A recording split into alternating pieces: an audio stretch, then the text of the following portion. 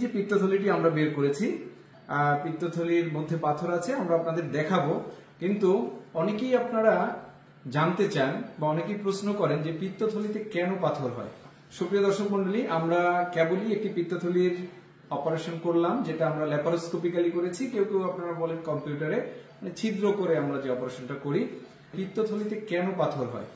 তো পিত্তথলিতে কেন পাথর হয় এর অনেক কারণ আছে, কিন্তু আমাদের মেডিকেলের ভাষায় আমরা যেটা বলি, আমাদের শরীরে তিনটি জিনিস রয়েছে। একটি হলো কোলেস্টেরল, একটা হলো বাইল সল্ট।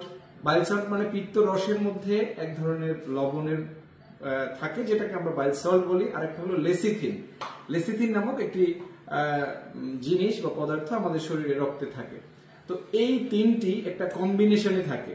আমরা যদি এরকম বলি যে আমরা তিনজন মানুষ একটি দড়ি ধরে বা একটা রশি ধরে টানছি, সমান শক্তি দিয়ে টানছি, তাহলে